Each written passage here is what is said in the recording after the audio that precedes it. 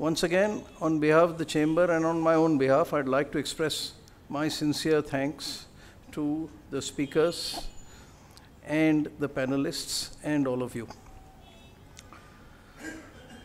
A few words, as I said, about one thematic activity of the Chamber, just to give you a flavor. And the thematic activity that I am using for the illustration of one profile of the Chamber is the business of dispute resolution. Many, many years ago, the Chamber was instrumental in enabling the machinery for arbitration of commercial disputes to promulgate. This activity commenced as far back as 1880, where it established customs of trade and gave decisions regarding weather working days at the Bombay port. That activity continues to this day. In much more recent times, in the 90s in fact, the Chamber did its bit in being instrumental in the changes that resulted in the Arbitration Act as a dispute resolution mechanism. About a year and a half ago, the Chamber determined that it was in its interest in modern times to look at this business of dispute resolution, because it understands, and all of us understand, that the conventional legal mechanism takes its own time. And while arbitration has a role to play, the Chamber felt a new activity, which has been there on and off historically as well, but has not seen significant attention in its use, is the business of mediation. And as most of you will know, mediation essentially implies facilitating agreement between the disputant parties, not passing judgment, but allowing them or enabling them to find a solution for themselves. The Chamber believes the time of mediation has come.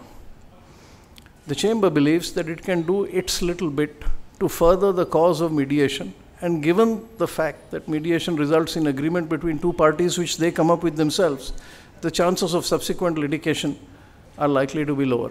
And in that activity, one of the first things the Chamber is currently undertaking is a survey among all its corporate members, or significant number of its corporate members, to understand where is the propensity for mediation. Simultaneously, we've had panelists educated in this space. We've been empaneled by the Bombay High Court, and so on and so forth. So in the course of the next year or two, we solicit all your attention and interest in facilitating both a local and a national move to the cause of mediation. Then we will have discussion. I may have more slides, which I will show during the discussion, to keep the discussion focused. My talk will be focused on a few things. My talk will be mostly on the macroeconomic issues that may not satisfy many of you, because many of you represent or interest in specifics of, industry, service, which bothers you particular. But what I will present in my talk now is on the macroeconomic issue, the overall picture. Okay. That's before I start, I start with a caveat, which is, look, budget document and speech are more akin to an advertisement for a financial product. This is something we must keep in mind. Okay, the devil often lies in the fine print. Many of you would know, but many may not want to say it in public. But it's my job to say it so, because after all, it's a political statement. Therefore, like any advertisement, they would like to suppress things which are not very convenient for the public. Okay, and therefore, please do not go by the headline statement figures alone. I'm not saying discount it completely, but don't go by that alone. That's my first point. Budget should be seen as a broad policy intent or the suggested direction of change, if any. That's how it should be. I see it is that way, not in the nitty-gritty. That's the first one. Budget needs to be assessed in the immediate economic context. After all, it's a statement of expenditure for next 1 year.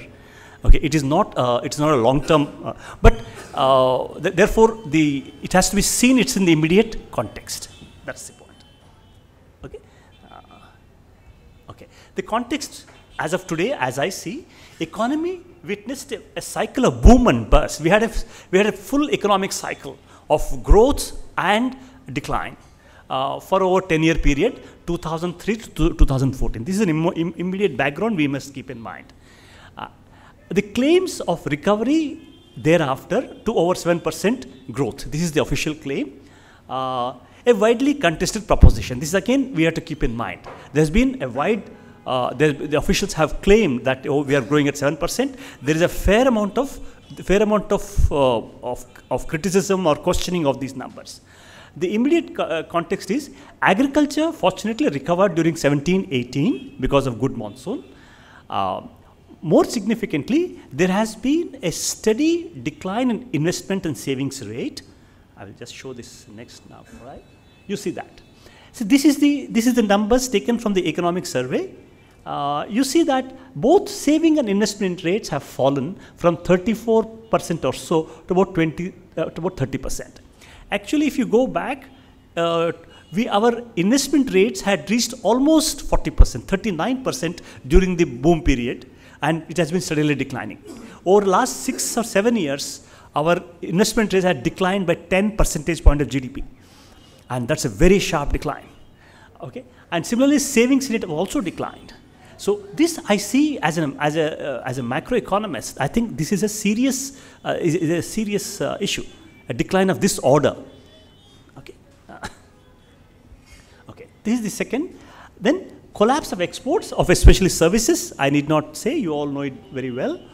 And right, deceleration in capacity utilization and negative credit growth. Okay, and decline in government investment. This is the export to GDP ratio has declined this is the picture for last 4 years, for 5 years, right? And this is the credit growth, both for corporate and MSMEs. You see that in the most recent year, it shows a negative picture. Okay, so this is the hard reality of the credit growth picture. Okay, So this is the immediate context of the budget.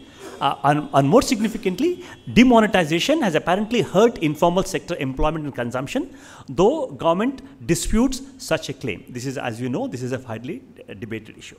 So here are the numbers I've shown. Okay. Now, what are the constraints on growth? Okay, I mean, this is a macro picture. Okay. The problem is from the demand side, not the aggregate supply. This is at the immediate problem of industry and commerce particularly is there's a lack of demand, not of supply. Okay, there is abundance of supply of many critical goods, but there is not adequate demand. So that's the problem. Okay, and not of any demand, and especially of investment demand. You know, if you look at the Keynesian model, if you recall, you have the consumption demand, you have the investment demand, you have government demand, and the exports, net exports. These are the 4 major components of demand. Okay, out of which the ones which are performing very badly are, of course, exports, and equally significantly, if not more, is fall in investment demand. Okay, that's basically investment activity has shrunk as a percentage of GDP. Okay, that's the second point. And more importantly, investment demand is amenable to policy easily. Okay, corporate sector, the engine of growth during the boom. This is important. During the boom period, the boom we had was 2003 to 2008, when economy grew close to 9%. Okay, and during that period, private corporate sector was the engine of growth. Okay, and that's no more the case. Okay, now the corporate sector is mired in debt. We all know about it. And this has infected the banking sector with non-performing assets. Okay, and it is hard to revive this engine of growth now, given the NPA problem and the bad debts issue. That's it. See, what is the way out? What is the way out? Again, in a macroeconomic sense, are 2. One is government. If public debt is allowed to be invested, if government is allowed to borrow more and invest, that's the way out. Okay, purely in a macroeconomic sense, this is a solution available. Other is the available credit should be should be given to agriculture and SMEs or MSMEs, which have had difficulty in getting credit during the reform period or a long period. Over the last 20 years, the share of total credit going to agriculture, total what I call the formal credit or the official credit going to the agriculture sector as a proportion of total, as a proportion of the total, has been declining, and which has affected our agriculture performance in the last more than a decade. So, and this is area where government can easily make some intervention. Okay. So these are the constraints, and the last two I said the possible way out. Okay. Fine. Now, does the budget prioritize growth? Okay. My view, perhaps not. Okay. Budget opts for fiscally conservative budget with fiscal deficit pegged at 3.2% of GDP. If you have seen the budget speech, you see Finance Minister eloquently talked about how various theories of what various experts say, but eventually when it came to a decision, he said he will stick to a conservative policy. So that is the, and he said he makes a small concession that he agrees to increase fiscal deficit from 3% to 3.2%, and nothing beyond that. Okay, though the expenditure commission which he had instituted had given a probably much greater scope for it. Okay. Okay. So what is the underlying logic? So what is what is the principle? After all, there was some logical idea behind what he's doing. And this comes from the very orthodox economics which is being followed the rest of the world today, but especially in Europe. What is it called? Expansionary austerity. This is something which has been followed in the advanced countries in US and Europe after 2009-10, when they said fiscal conservatism is good for the economy in the long term. Okay, and the logic is here. I have just defined here a major reduction in government spending that changes future expectations about taxes and government spending will expand private consumption, resulting in overall economic expansion. See, this is the underlying theory. This is the underlying idea which informs the finance minister in what he has done. Okay, and this is the current, I would say, ruling orthodoxy in much of the Western world. Okay, and we know what the current orthodoxy has done to the Western world. We have seen it. The Great Recession is continuing. Okay, America seems to be coming out of it, at least in the labor market, but not so much in the output market yet. Okay, and Europe, we know it's going through a serious crisis, but the underlying logic is same as what is here. Okay, but our finance minister has sided with the same logic which has mired Europe in its present problem, saying that is the only way India can improve its economic growth. I don't know whether it's correct or not. I'm not so sure. Okay, okay. Now I'll give some numbers. See, I'll just what is this? Okay, fiscal deficit. You look at what has been happening. It's been a consistent decline in consolidated fiscal deficit. Okay, it's 2 point. See, it's you can see that what is budgeted for 2018 is going down. So we have been following consistently a conservative budget. Okay, the conservative budget during the earlier period before the present government came in, during the boom period there was a huge credit flow and lot of foreign capital which flew in, which stimulated a lot of investment, which is not the case now. Okay, so therefore the stimulants for investments are very low today, but yet we are continuing with a conservative government policy, and that I feel is a cause of concern. Fine.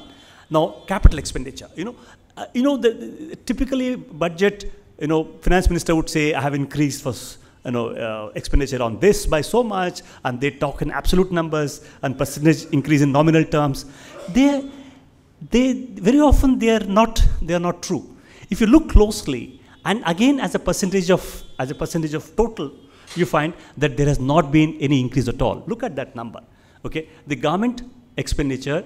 Okay, government expenditure is just 10.7%. Okay, budgeted. It was only 10.6% last time. So do you think this is good enough?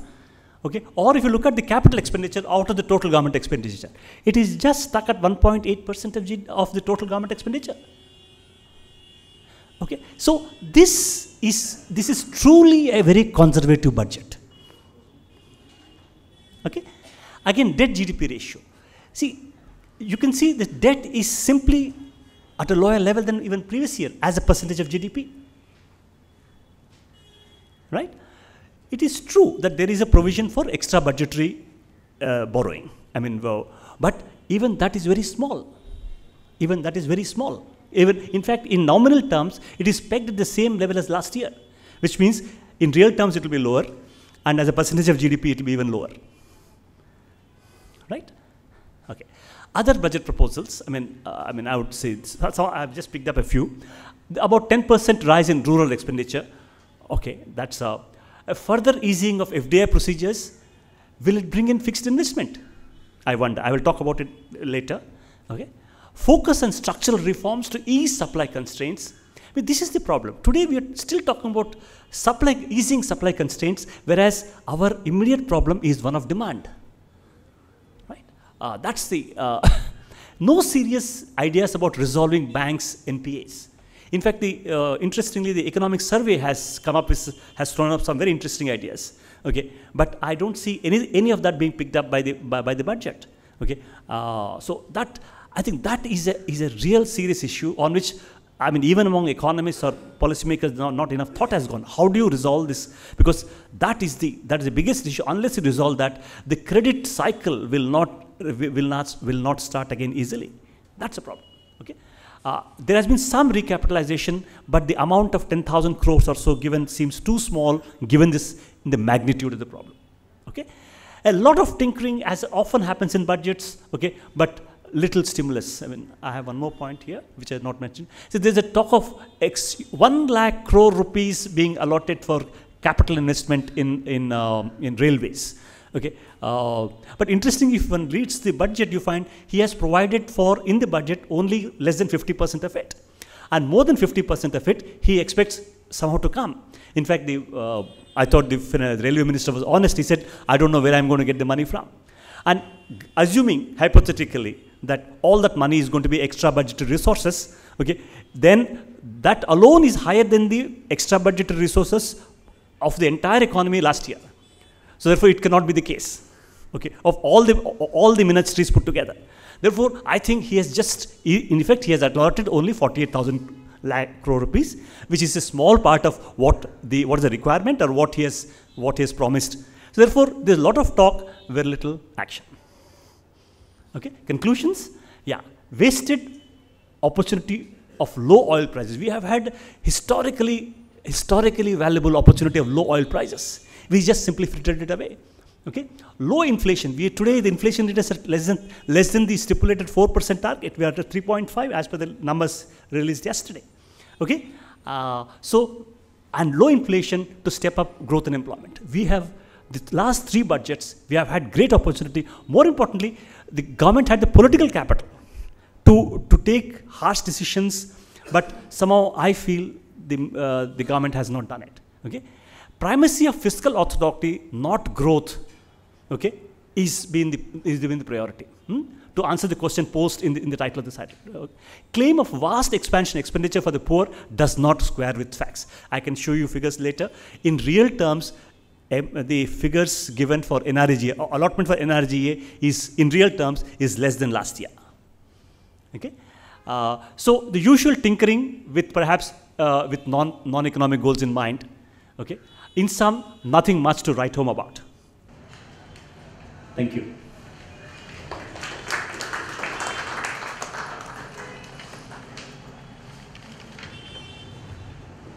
I would be failing in my duty if I did not talk a little bit about Professor Nagaraj.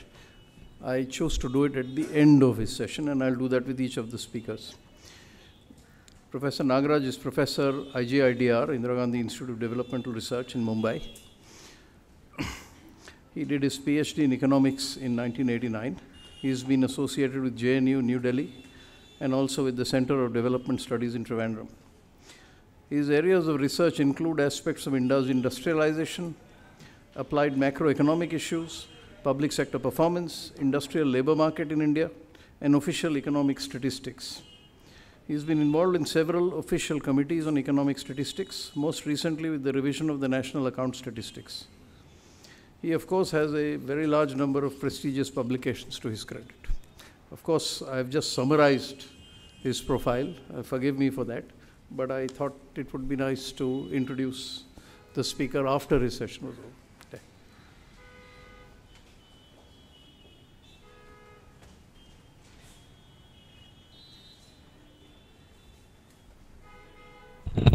Thank you very much, sir, for your detailed and thought-provoking analysis, macroeconomic analysis of domestic economy. And we are looking forward to hear from you more on this in future. So thanks once again. Thank you very much. I would like to request our guest of honor, Govind Shankaranarayanan, CEO Tata Capital, to deliver his speech, please.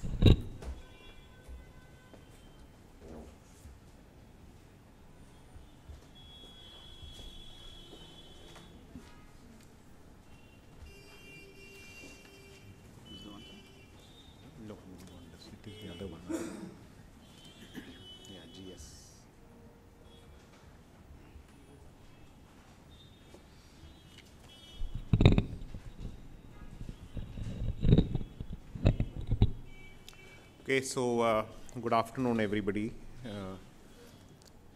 Firstly, I want to thank BCCI, Mr. Srirangan, Professor Nagaraj, Dr. Roy, Mr. Goa Takota, all for being here today, and all of you who have come this afternoon to listen to this budget analysis.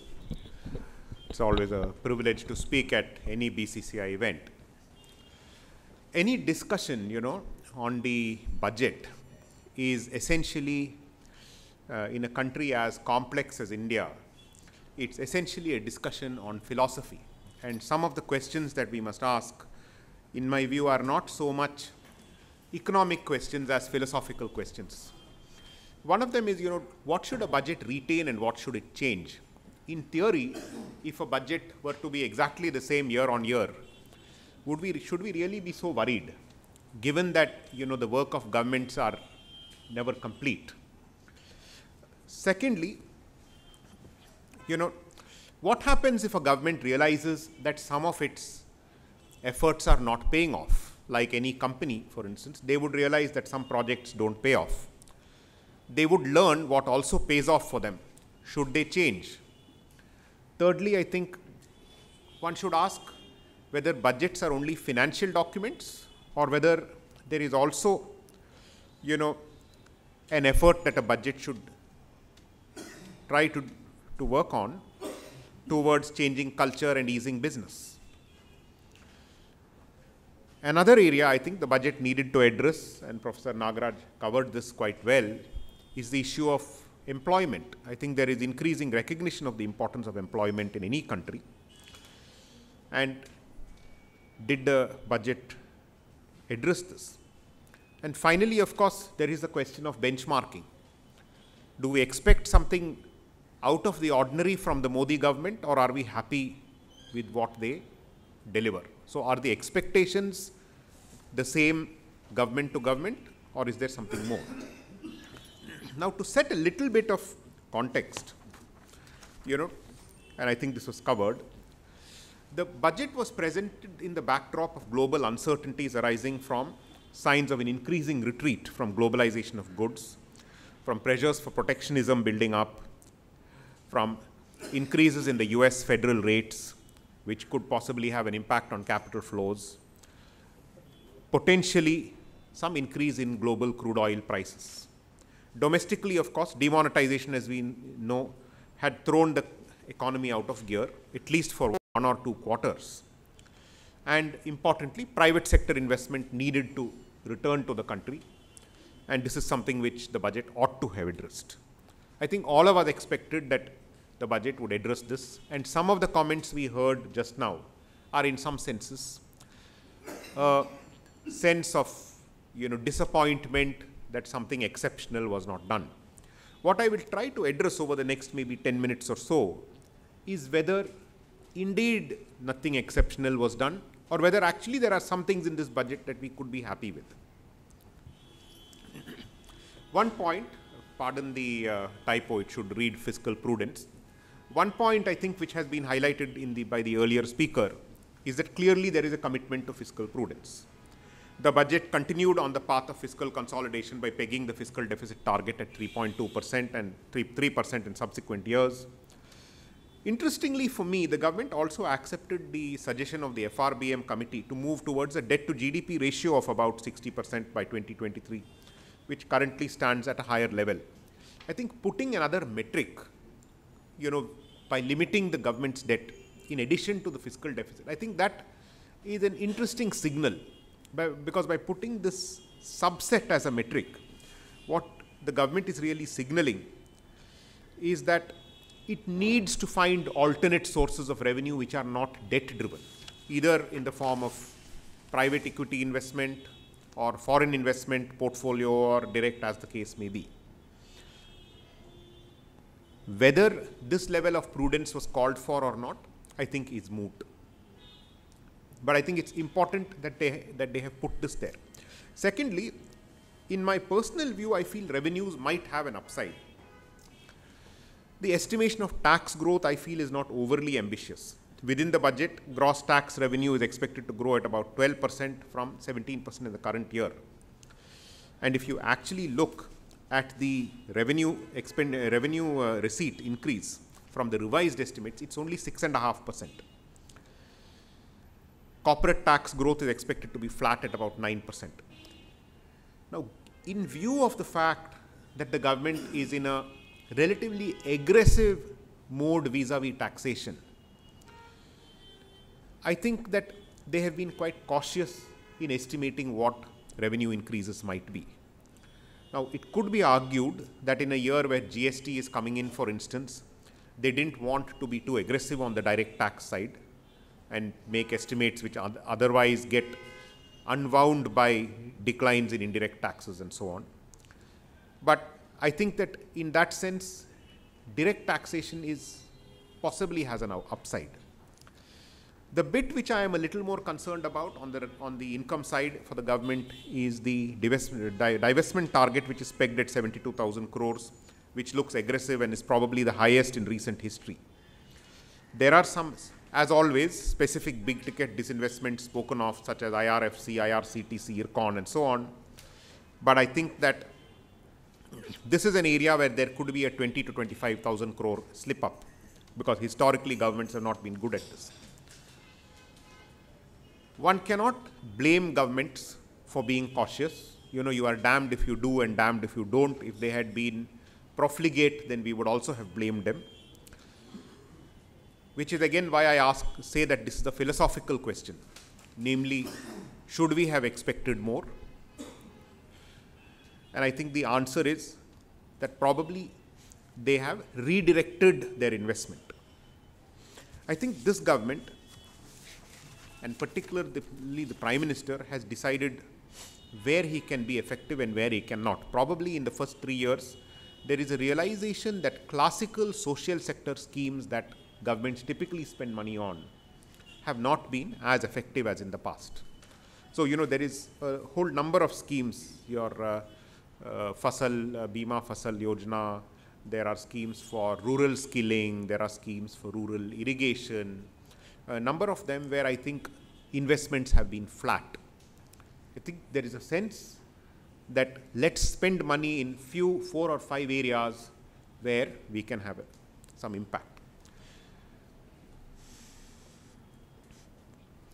Understanding this, the total outlay on infrastructure has risen to 3,96,000 crores. It is, as Professor was mentioning, about 10 to 12% higher than before, but it is still an extremely large number. Moreover, the union budget is looking for massive investments even within that infrastructure space in rails, roads and ports, with an overall allocation of close to 2.5 trillion. Now, rails and roads are 2 areas where government can quickly create jobs and quickly have a consumption impact. And I think that's why they have chosen to put their money there. We all know that the earlier BJP government had cited as one of its successes the Golden Quadrilateral. They probably feel that they would want to repeat a variant of that this time, both through rural road building and so on. A second area that I feel personally quite excited about as somebody who runs a housing company is affordable housing. I think this theme has come again and again in the government's budgets, in the last 3 budgets. Now, that's technically it's called a Pradhan Mantri Awas Yojana, and they have in the last couple of years had very good offtake from the NHB. The government has announced that they would give infrastructure status to this, which means a number of builders will now be able to raise money via ECBs. They will also be able to raise money via tax-free bonds. So this should be fairly beneficial to the housing sector. Importantly, developers who want to build this can now build slightly larger affordable houses, because one of the problems builders had in this area was that the definition of affordable housing as 600 square feet was a bit small for them to build and make money. So now they've increased that definition to about 900 square feet of size. So if you look at this, again, it's a space where you can get quick pass-through. Money flows from the government to the NHB to the builders fairly efficiently, and again jobs and consumption get created, and real estate is a really big sort of creator of jobs and consumptions. The third area, of course, I would say is both a cultural and a technological foray of the government. The government has been speaking for the last few years about building the digital stack. Nandan Nilekani talks of it frequently in the connection of the linkage between Aadhaar, the unified payment interface, banks, and so on. But what seems to be missing is broadband connectivity. And I think the government has chosen to invest 10,000 crores in the BharatNet project, which is intended to provide high-speed broadband to a large number of small towns and villages. So I think this is again, 3 spaces: roads, rails, affordable housing, broadband connectivity, where they can push through impact fast. In the case of broadband connectivity, I would dare say that it is also related to the whole story of demonetization, cashless economy, and so on. So I would assume, therefore, that the government is putting their money where they can control it, and many of these schemes are substantially controlled from the center, if you notice. They're not all controlled from the states. A second, I would say, philosophical theme running through the budget is, I would say, the whole issue of ease of business and banking discipline. See, firstly, consistent with the need to be prudent, they need to start getting foreign investment. And therefore, more than 90% of total FDI inflows now come under the automatic route, and they have decided to abolish the FIPB. What is, of course, all of us, who are on this panel are, I suppose, old enough to remember that when FIPB was created in the early 90s, it was seen as something that was special to bring investment into the country as a single window and so on. So why abolition of FIPB should help is not very clear, but presumably they feel that it will either is unnecessary or it will cut out one step which takes some months in actual, investment coming into the country. The elephant in the room when we are talking about changing culture in the country has to do with, I think, the subject of moving the economy from the informal to the formal. Many people have rightly criticized elements of demonetization. All I can say when commenting about demonetization, whether it was good or bad, is that this is what reform feels like. We always ask for reform. Well, you got it. Maybe we didn't like it, but true reform, which is difficult, unpalatable, tends to feel like what demonetization felt like. Now, the disruptive measure in the form of demonetization is clearly an effort to integrate the thriving informal economy into the formal one and ensure higher and more stable growth for the country. Now, towards this, I think the move to have no cash transactions above 3 lakhs is a fairly meaningful step. Furthermore, the government has extended many incentives for cashless transactions. They also remain committed towards digital India and have announced measures such as Aadhaar Pay, which allows a customer effectively to give his thumb impression or whatever on a biometric device in a store and do away with the current swiping of cards kind of POS machine and so on. The government has also said that a whole bunch of Aadhaar-enabled POS terminals will then be around and, will be available for people to use, and I think 10 lakh is the number that they mentioned. So this is I would say these are announcements which are quasi-cultural in nature. What will be the immediate impact of a lot of Aadhaar terminals or of Bharat broadband and so on? Very difficult to say. But are these clearly nudges in the right direction to have economy which is transparent, where tax and therefore where taxation and revenue generation can be better managed? I think one would have to argue that these are steps in the right direction. Another area where I think a disciplinary nudge is being given is in the area of non-capitalization of banks. It is a bit, one would have expected that, with the NPAs that banks have faced in the last 18 months, that a capitalization in excess of 10,000 crores would have been there. But clearly the government is sending two signals. The first signal is, look, solve your NPAs fast. Now, to some extent, the poor banks also have to deal with the judicial system, but the idea is solve it fast. The second is deals with, the fact that they have allowed listing and trading of security receipts issued by asset restructuring companies, which means that these asset restructuring companies, which have so far not been a real success in a big way, can raise capital through these listed receipts and then go and buy these NPA assets. So I think they're kind of pushing people in a certain direction. If you give capital to bankers, being a banker myself, they will just go out and lend. They will not make any effort to solve their NPA problem. Now, I'll just come to the last bit of my talk, which is personally a little disappointing, which is an unclear focus on employment generation. Some years ago, the government had committed itself strongly to the concept of Make in India. If there is one economic lesson I think we have learned from many countries, it is that rising levels of unemployment or underemployment are a recipe for social tensions. They're a recipe for anti-globalization, protectionism, and so on. It happens in the UK, it happens in the US, it would undoubtedly happen in India as well.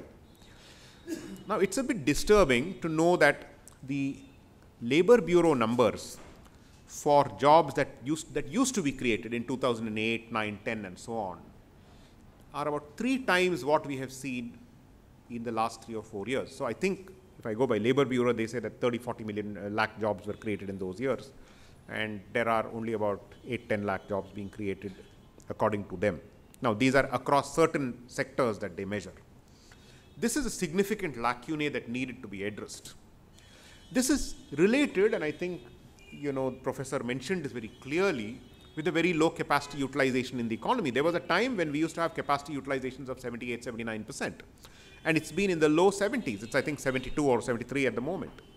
And there was a reference also to savings and investment numbers having come down.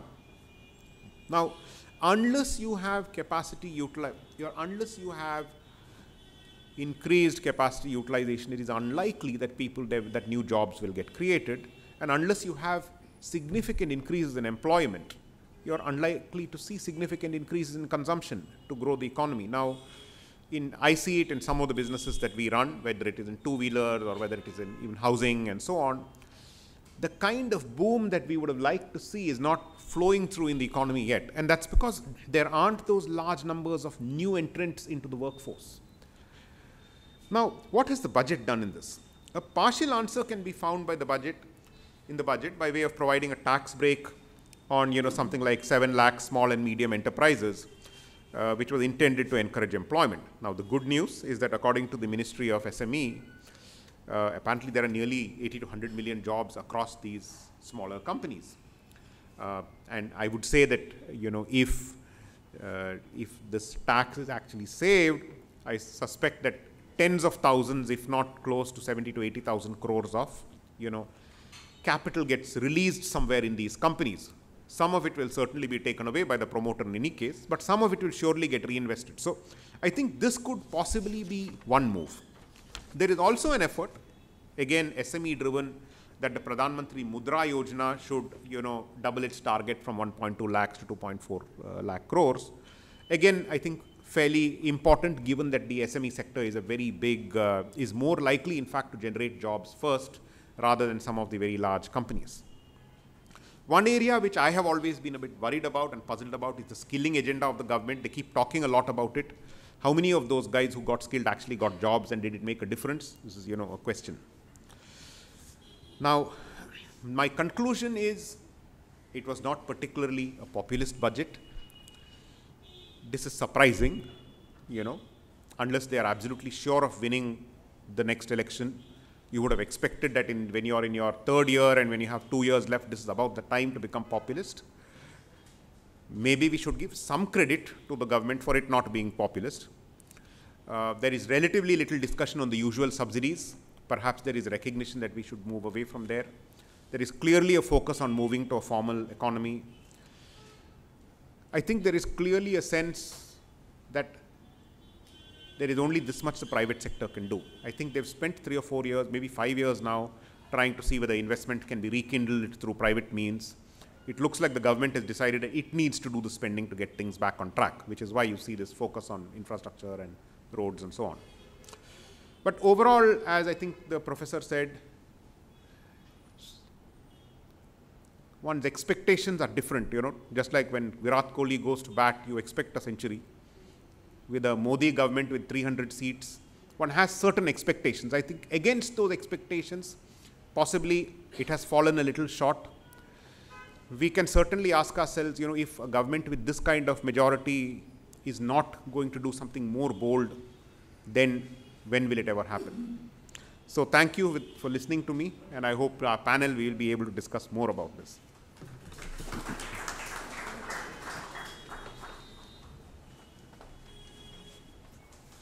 As is my custom, a few words on Govind Shankar Narayanan. Govind Shankar Narayanan is Chief Operating Officer, Retail, Business and Housing Finance, Tata Capital. He's had extensive affiliation with the Tata Group.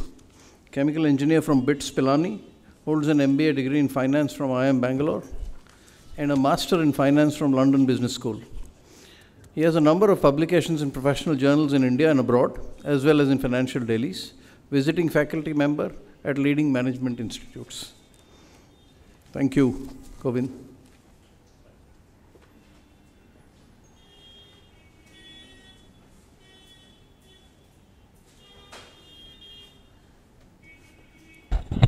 Thank you very much, sir, for sharing your thoughts. And you shared your thoughts on union budget and its probable impact on trade and industry.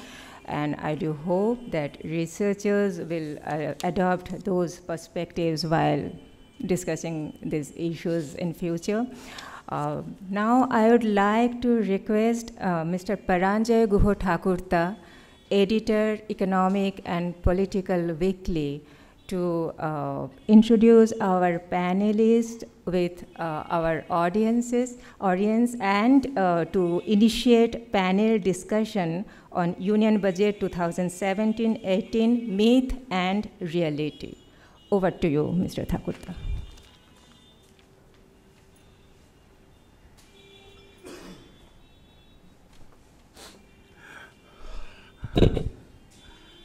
Thank you, Sugita. Thank you, Mr. Vijay Srirangan. There are two gentlemen sitting here who haven't been introduced.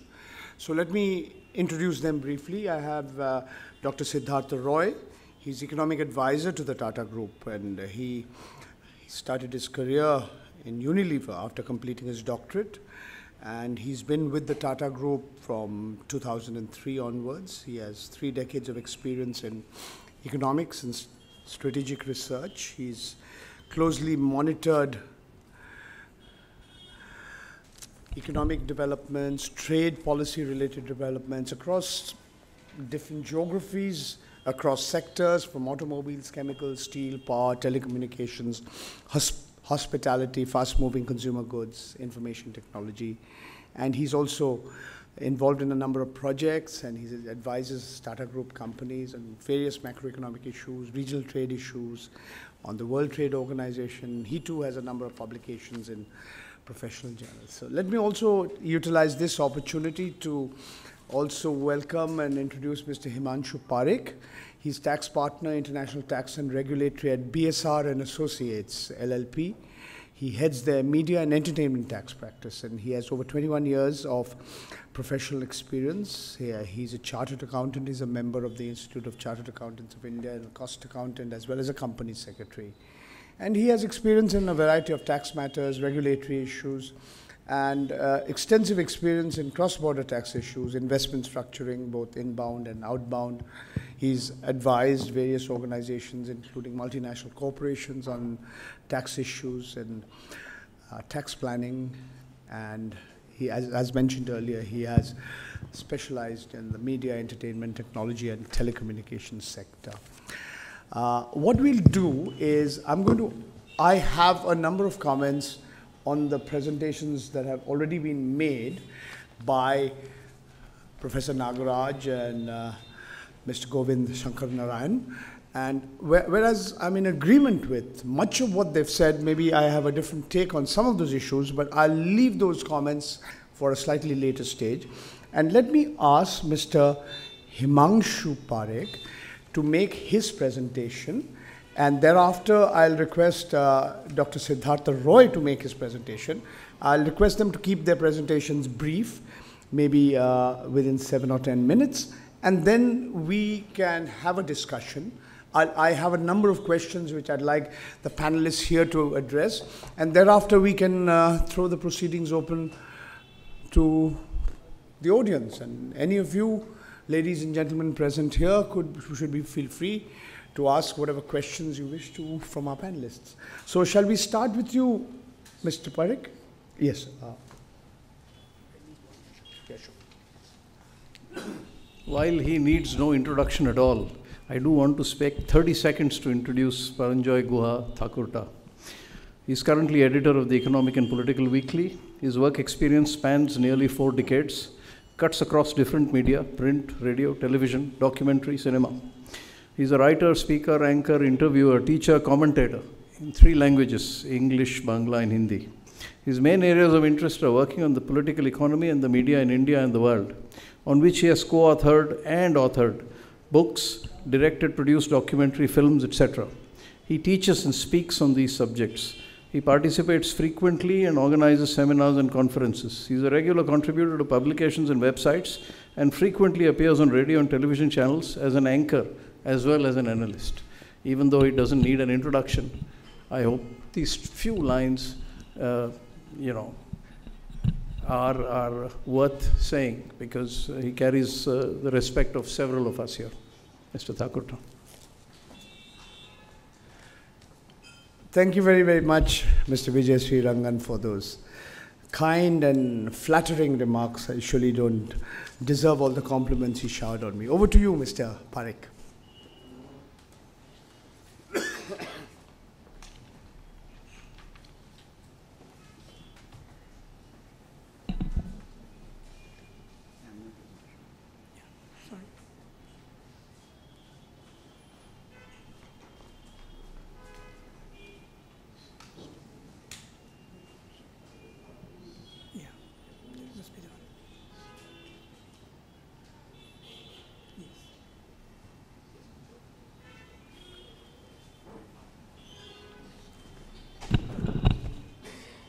A very good afternoon to everybody out here, and thank you, Mr. Thakurta, for this introduction. Pleasure to be here with the Bombay Chamber and make you a brief and crisp presentation on the key tax proposals arising out of this budget. Since I have been allotted only 10 minutes, I'll try and just provide you with a very